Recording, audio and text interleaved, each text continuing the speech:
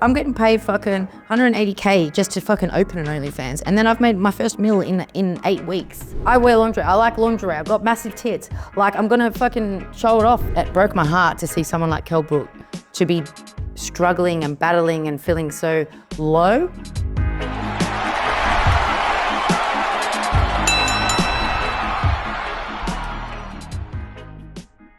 Ebanie, who are you? Who are you? What's your philosophy on boxing? Who are you? I remember when you came on the scene here. Yeah. And there was opinion, good and bad. Oh yeah, I know now everyone's doing it, aren't they? And there's opinion, good and bad. Yeah. And I actually thought, good on her. Yeah. Because she's using every attribute about herself to make the most of who she is. And these stereotypes, whatever. Yeah, of course. I don't give a shit. No, I don't care, yeah. So you tell me who you are. So I'm just real. I'm real. I don't fake about nothing about myself. I don't lie. I'm just real. I've been brought up with integrity to be who you are. Don't let anyone tell you you can't do something. Don't let anyone tell you who you are. Be yourself.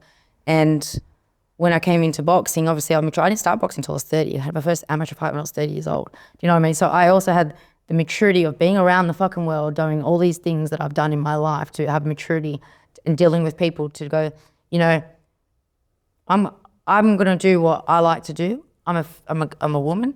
I'm feminine, and I was a bodybuilder for 10 years. I like how you own your sexuality. Yeah, well, and you're careless, or don't give a damn about what his, mine, her perception is of you. Of course. You own who you are. We And can't. if there's a guy doing that, it's all right. Well, if you care what other people think, then you're gonna get nowhere. Because no matter what you do in life, people are gonna be against you. And the more successful you come, the more people that are against you are trying to bring you down. So if you actually give a fuck what people think and what they say in their comments, then you're never gonna be successful. You'll never get to that 1%. You never will. It's impossible if you care too much about what other people think. Do you know what I mean? Of course, listen to people that are experienced and have wisdom and stuff, but not these people that don't know shit. Do you know what I mean? Here I am, obviously, I wear lingerie, I like lingerie, I've got massive tits. Like, I'm gonna fucking show it off. Like, I was a bodybuilder for 10 years. I used to stand on stage in a tiny little G-string, flexing and posing and being all cute. And so I don't do that anymore. And I thought, well, this little scale is kind of where I can do a cute little bodybuilding pose and show my body off that, I've dieted so hard for and trained hard for. And I'm not gonna go out and buy some ugly underwear because they want me to minimize my femininity because it's a male sport. Do you know what I mean? And I've got obviously a lot of bullets from it, like people. I rate that. People hated me when I came in the scene. A lot of people love me, don't get me wrong. But at the same time, I was thinking, firstly, women's boxing is such a small niche, and it's always going to be that until we do something fucking different. And people don't want to watch girls that look like boys box. Like, they don't. Well, it's not. I'm sorry, but it's going to be very hard to get eyes on the sport by doing the same thing. Do you know what I mean? So we need to change shit up. And I thought, well, I'm the girl for it, because I'll do whatever. I don't give a fuck what people think. And if you like it, you like it. If you don't, fuck off. Don't watch me. I don't give a shit. Do you know what I mean? You like it or you don't. Like, you like it or you don't. And guess what? That fight that I had with Courtney, the amount of people that tuned in from that all around the world. If you're an attractive female. Why can't you be a woman? Being a woman successful in a sport. Why do you have to be? No, because it's not. Because sports is related to men. Testosterone, masculinity. So sport, you have to be masculine to be good at sport. You have to be masculine to be good, a professional, a successful business person, because men are a successful business person. Women stay home and look after the kids and sit at the kitchen. Do you know what I mean? So if you're an attractive, feminine woman and you're successful in business, then you fucked your way to the top. Do you know what I mean? Mm-hmm. There's no way she's done that on herself. Mm-hmm. She's way too fucking pretty to get there without fucking.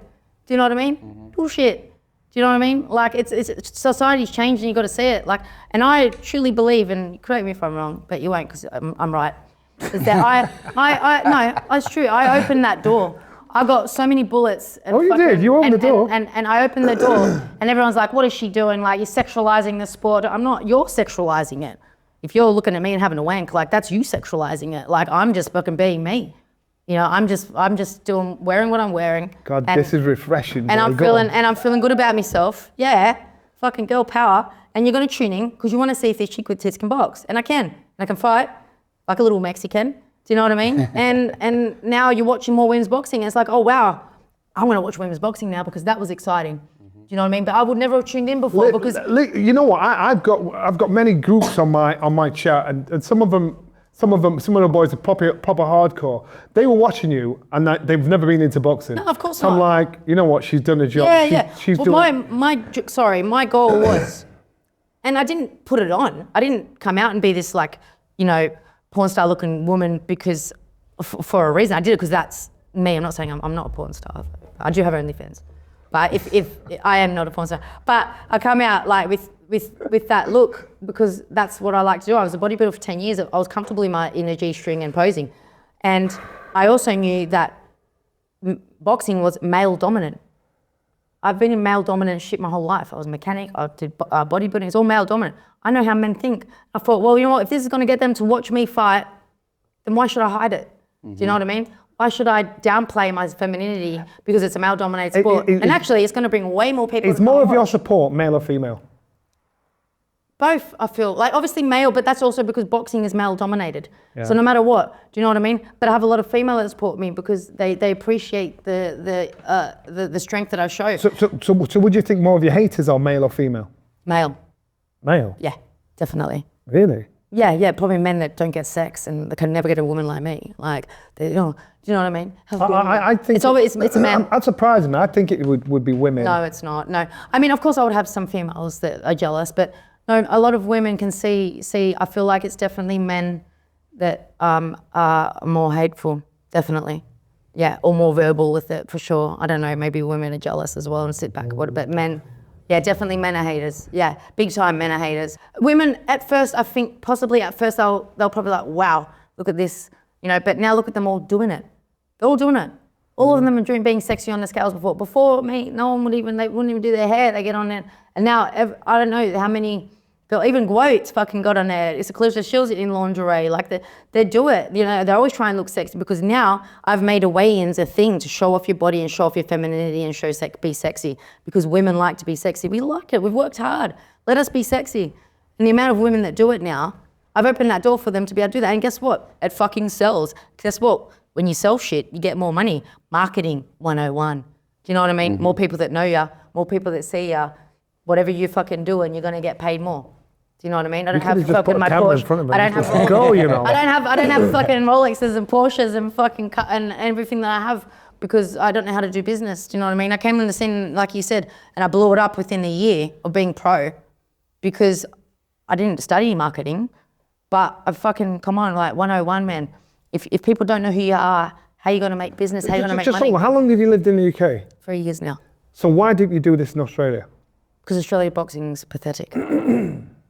Australia's not as big. It's not. Boxing's not big in Australia. No, not at all. Not at all. We've got other sports like rugby that you can't make money in Australia. Do you manage, advise, promote other female fighters? I've advised, yes, other fighters and female fighters, and I try and help them as much as I can. Specifically women or yeah, women. Like I've used my social media platform from the beginning to promote other females. I've always been that girl that's promoted other females and tried to help lift them up because I believe they're not my competitors.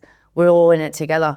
You know, when a girl fights, maybe today is a little bit better than a couple of years ago, but when a girl gets in that ring and fights, they're representing women's boxing. When a guy gets in and fights, they're representing himself. If a girl has a shithouse fight and someone watches it, girls boxing shit. Yeah. If a guy has a shithouse fight, they're like, that guy's shit. Yeah. Do you know what I mean? Yeah. But it's getting a bit better now. We are, like, obviously ourselves, like, starting to represent ourselves, but there was a time there we had to stick together. Yeah. Well, I was one of those critics. I thought women's boxing was either really good or really bad. There was no in between. I've been following women's boxing since, like, Lucia Ryder's days. Like, you know, like, honestly, like, women's boxing's been shithouse for years. There's been no competition. So you got one person that's just smashing it out.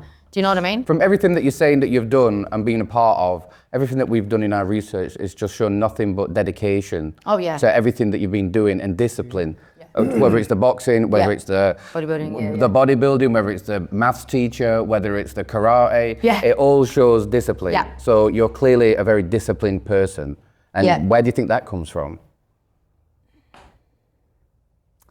I would say, like, when I was younger, like the karate and stuff, you know, I I loved it, so I sticked at it. Do you know what I mean? And I wanted to achieve what I achieved. I got my black belt in that. I mean, when I got that, I felt like I was a bit soft, like, you know, because we couldn't do full contacts. Then I wanted to do like really hurt people because I liked fighting and punching people. So I did kickboxing and Muay Thai, you know. But then I was like, oh, I like elbowing, kneeing people, but I kind of don't really like it back. So I was like, what do I do? Boxing, you know. But boxing was illegal for women until 2008 in Australia. Wow. So I went down bodybuilding and it's got a bit off track. What did and what do your parents think? My parents are extremely proud of me because they know where I've been, what I come from. You know what I mean? They're extremely proud of me. You know, my mum has seen me go through hell with lots of things. Like when I was doing my university, studying my master's degree, even my undergrad, really, I was working 3 jobs. I was training twice a day, twice a day, whether it be bodybuilding or boxing, and I was studying full time. And like I didn't have a day off for 7 years. I didn't have one day off because I was either working that day or studying. And I remember my parents being like, or my mum being like, Ebanie, you can't do this, you've got to give something up. Like, you can't do it all.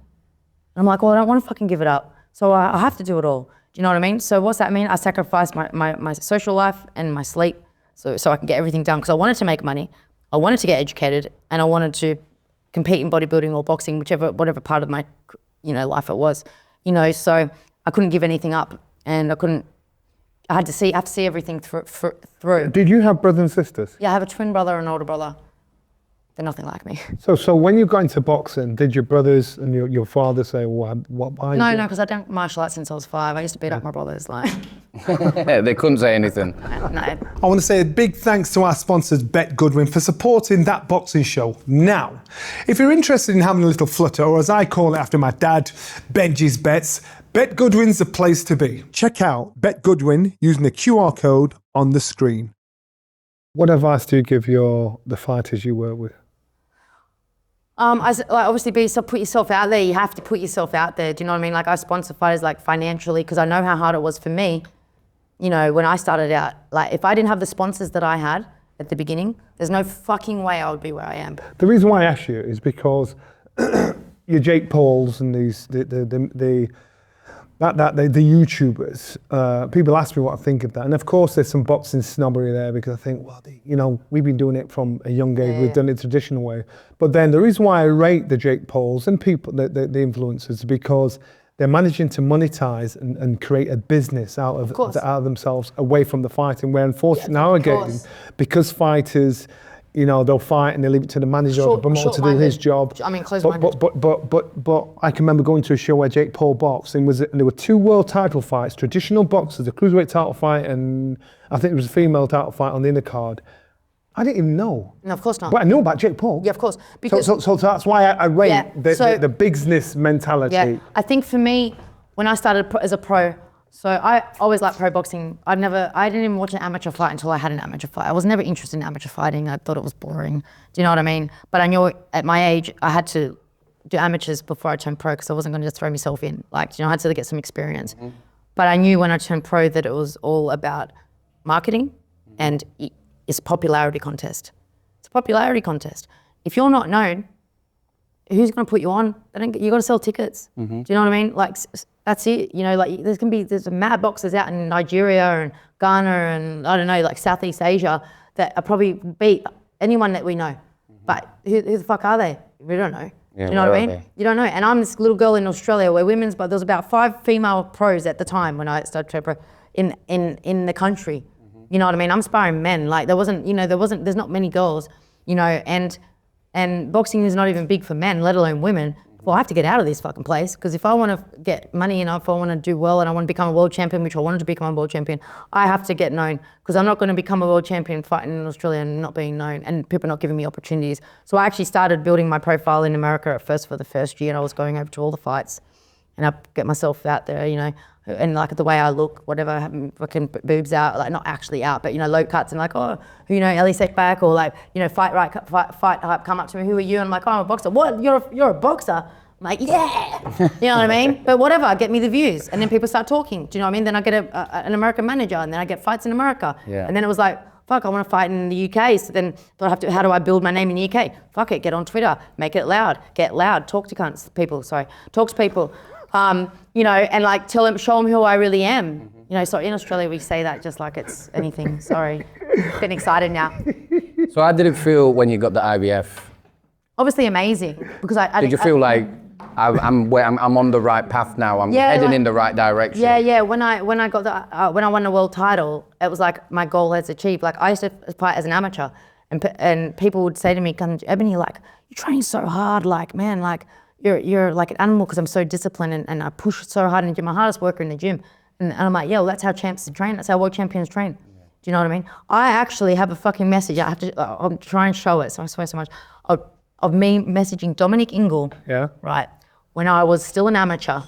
I'd have to get it, I don't know how many, let me see if I can get it up. And I remember him putting up a post saying that you can't be successful boxer after, like, you know, he does those question things. Yeah. And, you know, that you won't make it, you can't be successful after. I said it to you. No, on his story, okay. after 30. Do you know what I mean? Like after 30, forget it. You know, you're never going to be successful or you're never going to achieve, like 30's too old. Okay. You can't see his story, but I remember it goes, We'll take a snap of it. Pretty much you can't. He goes, I'm 32 and watch me make waves. I'm 32 and watch me make waves. I'm now 39. I became world champion at 35, I think 35 years. What was his reply? It is. That's his reply. And then I reply here. I go, look, this is 4 years later. Yo, I've just looked back at our Bub messages, 2018, still an amateur. Fucking knew what I make waves. I believed in myself and here I am. Good Never doubt. Like that. I like you because you're a breath of fresh air. Because I'm fucking real, don't bullshit. Because number one, you take no shit, you say it how it is. Number two, you are who you are. Yeah. Number three, I just think you're a message for young women coming through. You did open the door and you did make people look at it and respect it differently. Yeah. Because and I said, I think it was one of my colleagues who were watching, you were on a show at Sky.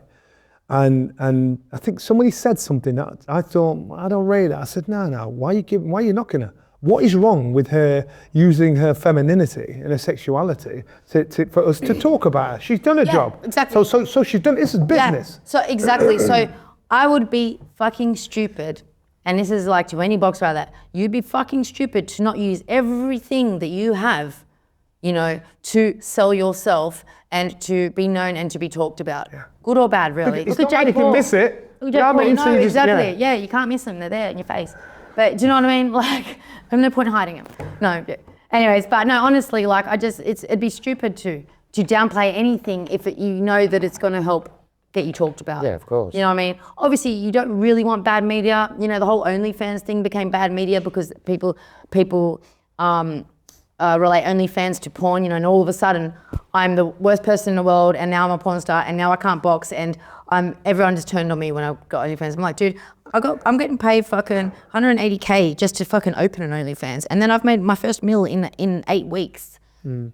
Sorry, and no, I'm not doing porn, but sorry, I'm going to say no to that because of what all you fucking cunts think, because you you fans that sit at home, don't even know me, are going to judge me on what I do to put bread to set up my future. Do you know what I mean? And look, oh my God, everyone's doing it now. Sandy Ryan, Terry Harper, Chantel Cameron, fucking, you know, Hannah Rankin, fucking Baumgartner, you know, they're all doing it. But do you have a problem with that? I love it. Right. Do you know what? I love it because hopefully they're fucking making money and setting their futures up too. Because boxing don't pay enough for women. It don't pay enough. Do you know what I mean? And like, but they don't get like, oh, that's it, you're shit now. Like you mustn't box and like you're a porn star now and like that. They don't get that because they don't have the sex, the sexuality, I suppose, that I have. But it doesn't matter. Like, why be discriminative? I'll call it the Ebanie Bridges discrimination. I get discriminated for everything. Do you know what I mean? It's your fault. No, I know. I'm sorry. I'm fucking hot. Like. So one last question. What's next? What you're gonna? What's coming up? Is there anything that you're trying to do now? Gonna bash bitches. That's what I'm gonna get back in there and fucking bash bitches. It'll be your first fight since I'm your little. So what's your baby called? What's the baby boy called? Azira Ray. Azira Ray. Ray Robinson. Yes, nice. Kell's given him that. He's you know his favorite. So this boy's got to be a champion because he's got both sides of the fence. Yes. You know what I mean? So exactly. He's got a mum that's a fighter. You're a feisty fighter. Kell is a talented young man. Yes, definitely. I mean, you know, he's got. If he can inherit Kell's natural ability with my work ethic, he's set for life. Whether it be boxing or anything, you know, like I believe that people should do what they love, what they're passionate about. You know, obviously we would love him to box, because we both love boxing, and it's, but whatever he chooses to do, I know for a fact he's going to be the best at it because he's got my mentality behind him and that hustle. I think you probably blew up again when Kell gave you maximum props. Oh, bless. You were like, what? Hello. Maximum props. I thought, you know what, that's nice. Yeah, it was really sweet, for him to give me that appreciation and gratitude publicly. Yeah. He's very appreciative and has a lot of gratitude towards me, But yeah, to say it publicly, and that's also like admitting, that he's had help, and I think for Kell, if we all know Kell, it's a big thing. Kell gives nothing away. He doesn't, and that was probably the closest he spoke about his personal life and personal strifes. Yeah. So unless you know Kell, Yeah. or you're in that little, there's a few circles, Yeah. but the tight circle, you don't really know Kell. Yeah. So from him saying that, I'm like, she must have played a big part. Yeah, massive for him to do that, because he doesn't talk about his private life, not even to anyone. He's happy to talk about other people's, because he's very inquisitive. Do you know what I mean? Yeah. He loves to know, asks questions about other people and stuff. But when it comes to him, he's a closed book. So yeah, to see that it was beautiful. I was like, oh, that's beautiful. And What was he referring to? What was he referring to? Obviously, he struggled with addiction and depression. And when I met him 3 years ago, his family said it. I didn't know because I never knew him before. I met him and I was like, oh wow, Kell Brook, obviously he's a legend of the sport, and it was, I got to know him, and we had the little twinkle in the eyes, and we obviously, hit it off and had a little bit of a spark. And then I got to know him, and I was like, I was like, there's something more here, he's retired, he felt lost, he's no purpose, and you could just see that he was like a lost soul, and I could just really see that, and I could see the cycles that he was going through, and I thought, wow, it broke my heart to see someone like Kell Brook, who is, this legend Kell Brook, and also who he really is as a person, as you know him, soft, beautiful, gentle, loving, caring, does anything for anyone kind of person, to be struggling and battling and feeling so low. And it broke my heart, and he didn't really realize, I think, what was going on. He just thought, life sucks and I've got no person, I'm not boxing anymore. So who am I? It's a bit like that. I think a lot of athletes have that, that have been doing the same sport forever, because when they stop their sport, whether it be football or boxing or whatever, they're like, well, who am I now? What am I do? But there must have been something about you that he felt comfortable to actually let in. Oh yeah, well, I think what it was that I identified with him. So, I've had my own struggles, and it was funny because when I said to him, I go, I think you have a problem. I think, you struggle with addiction, and he's like, I'm not an addict. Yeah, I spent a lot of time with him planting seeds and making him feel worthy, and, believing in him, because a lot of people was like around him was like, he'll never change. That's just Kell. He'll never change. He's just like that, So then if you get told something enough, I got brought up, if you get told something enough, you start to believe it. Yeah. I got told growing up my whole life that I'm smart, that I'm capable, I can do anything you want. Ebanie, you will be able to do anything you want. And so that's what I've done. But if you get told, or you get, certain things, whether it be, whatever it be, you're dumb, or you're not, you're worthless, or whatever, by anyone, and you hear that, that you start to feel that. Yeah. Do you know what I mean? And if you start getting into that self-talk, that negative self-talk, then, you're kind of stuck. So having someone being positive towards him, and positive, and, he's probably thinking, this girl is fucking crazy, she don't fucking know me. She don't know me, you know what I mean? But I did know him, and I could see past that. The thing is, what I could see was I could see past that possession, like the addiction and then the depression that comes with it.